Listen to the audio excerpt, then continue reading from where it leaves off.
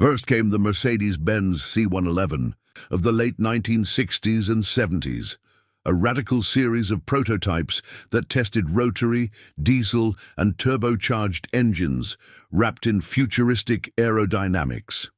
Then, in 1990, the Sauber-Mercedes C11 conquered the World Sports Car Championship with a carbon fiber chassis and devastating speed. 1 year later, in 1991, these two legacies merged in spirit. And so the Mercedes-Benz C112 was born. It wasn't a racer, and it wasn't destined for showrooms. Instead, it was a rolling laboratory, a fully functional concept car built to push the limits of road car technology. Under its gullwing doors and sleek composite body sat a 6.0-litre V12, producing 408 horsepower and 580 Newton-meters of torque. Power was sent through a 6-speed manual gearbox to the rear wheels, launching the car from 0 to 100 kilometers per hour in under 5 seconds, with a projected top speed of nearly 310 kilometers per hour. Despite its performance, the C112 weighed in at around 450 kilograms. The Mercedes C112 pioneered active body control, a hydraulically managed suspension system that read body roll, pitch, and vibration in real time, correcting them instantly for a level ride.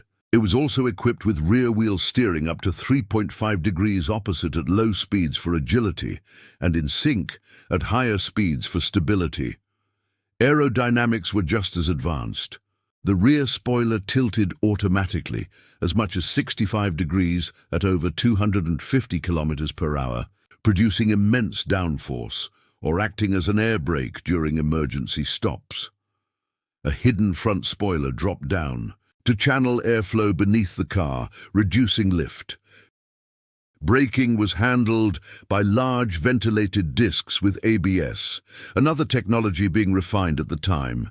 The C112 was even practical by supercar standards, offering a comfortable two-seat cabin with air conditioning, leather trim, and full safety equipment.